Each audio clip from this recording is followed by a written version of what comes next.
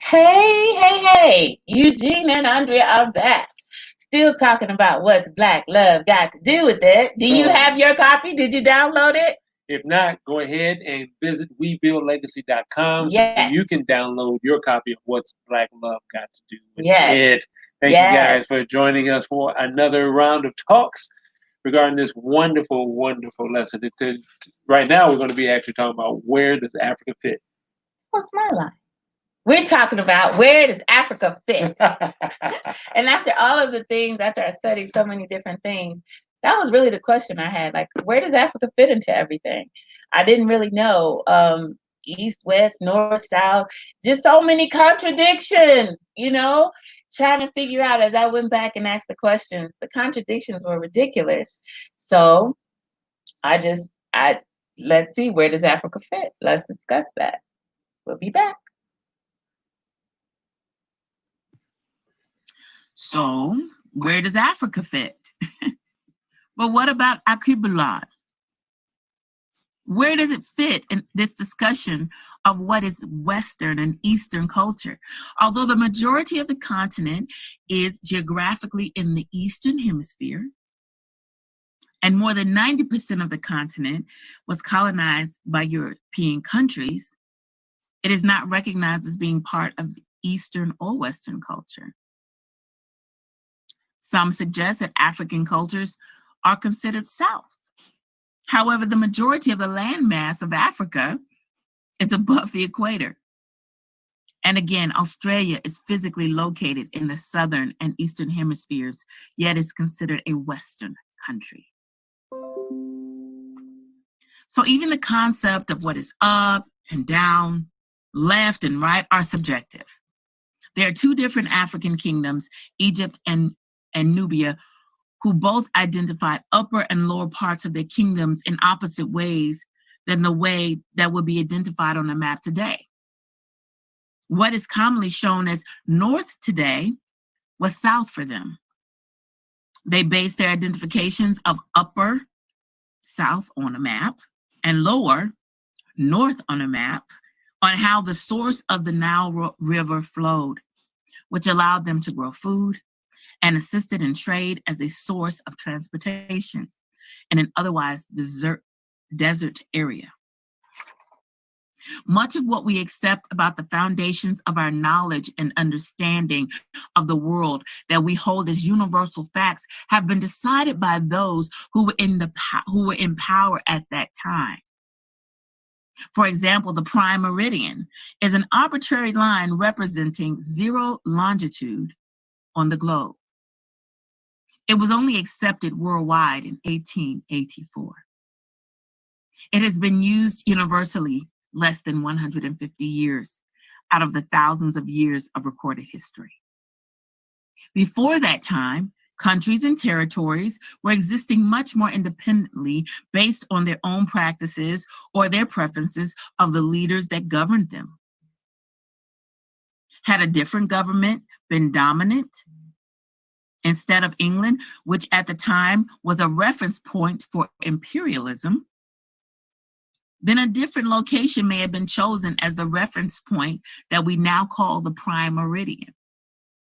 It could have literally been placed anywhere on the globe. We should be mindful of what we consider to be irrefutable fact. Definitive definitions are not always possible, but when they are, those who seek to remain in power use them to suit their needs. It is important for people of African descent around the world to understand this truth.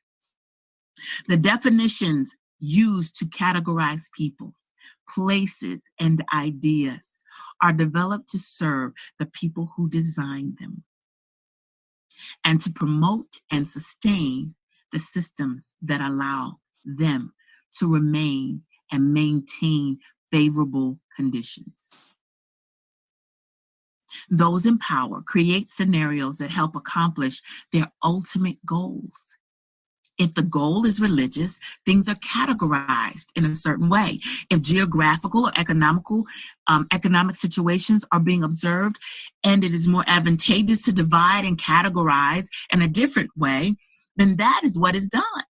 If the objective is to ensure that certain people groups do not know their contributions to humanity or see themselves in history, so that they willingly remain in subservient roles throughout the world, while undergirding others' cultures and societies, then facts and truths must be hidden.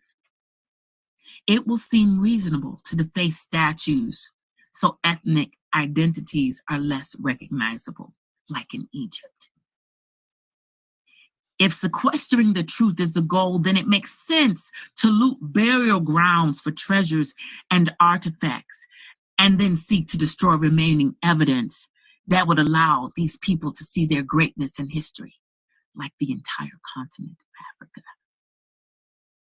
And it would seem reasonable to feel entitled to determine how people should define themselves and seek to discredit all those who disagree with the story as it is told. There is no need to have your truths and observations affirmed by those who have systematically sought to eradicate your people, your culture, and your spiritual beliefs on a global scale. People of African descent would be wise to work to reclaim and maintain their personal autonomy, physically, intellectually, emotionally, and spiritually, and to more fully embrace the Kwanzaa principle of kujichagulia, which is self-determination. We must stop willingly handing over the power we have to define ourselves, to name ourselves, to create for ourselves, and to speak for ourselves.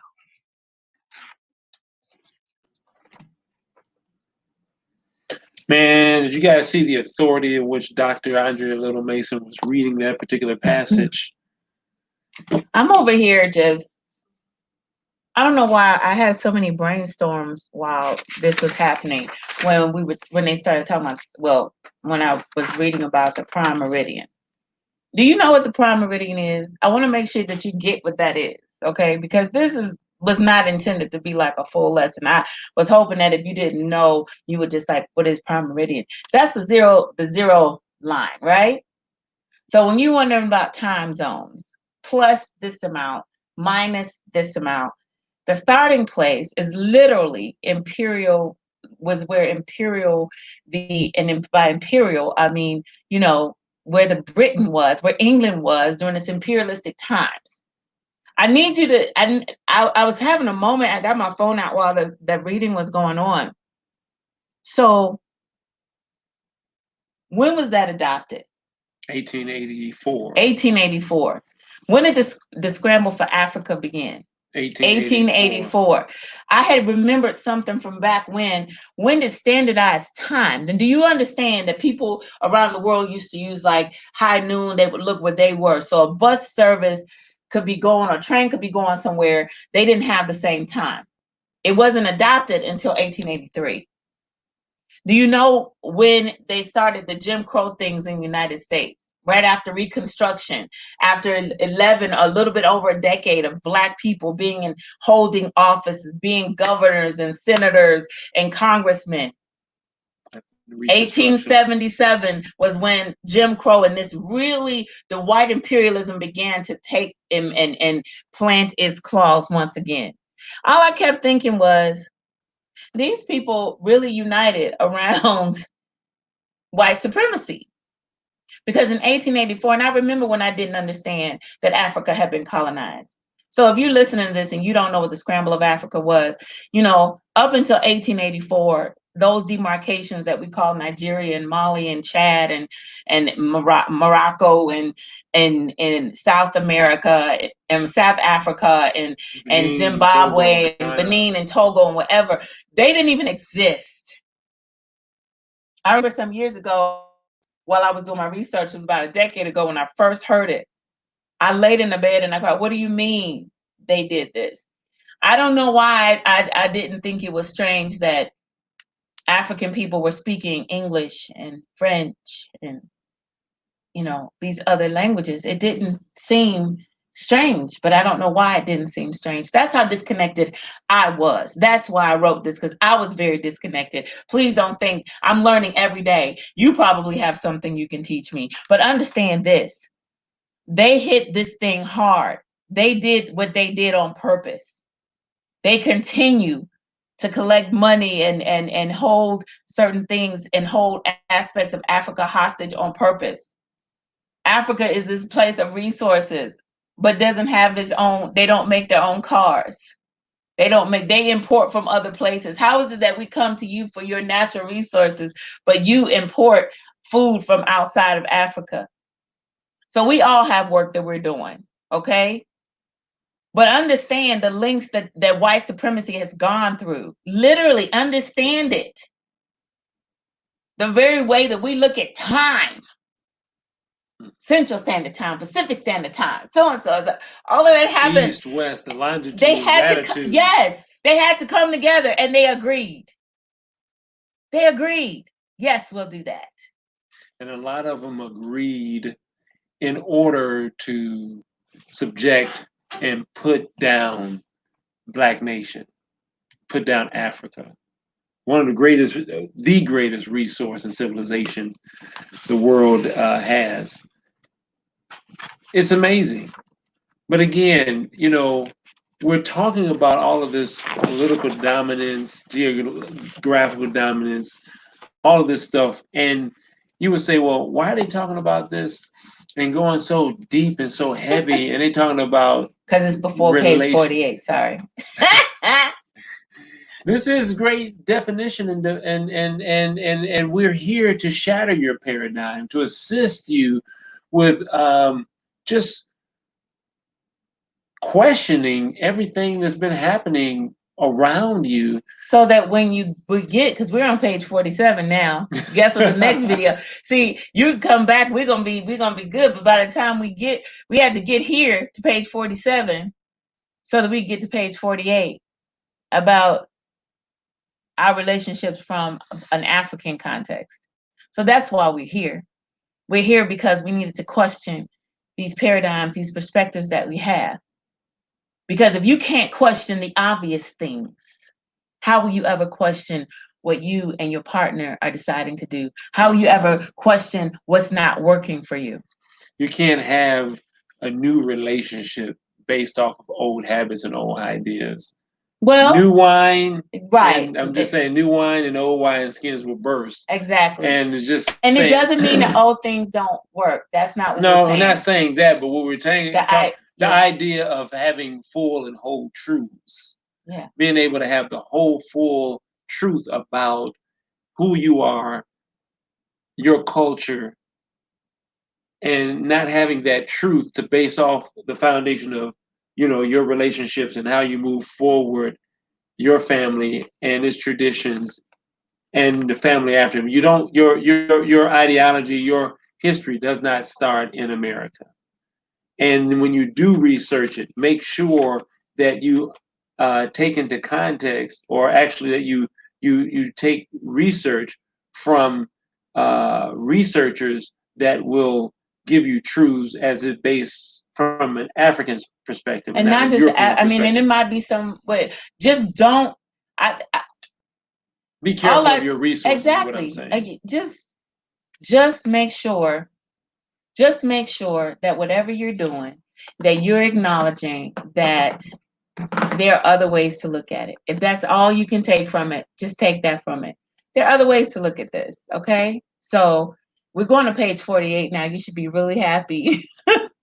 You should be really happy now. If you made it through this part with us, thank you for coming on this part of the journey and being willing to question certain things. We are going to page 48, the infamous 48, and we're going to start looking at things from an African perspective, at our relationships from an African perspective. So be sure to take time out and go to webuildlegacy.com, where you can download your free resource, What's Black Love Got to Do with It? You do not have to go through this alone, but exactly. We have the resource where you and a friend and family members can download and actually walk this particular experience out with us. Yes. And now we're excited again, as Dr. Dula was saying, we are about to go into 48. 48. Page 48. We'll see you guys on the We're other so side. excited. See you in a minute or tomorrow, whichever it is for you.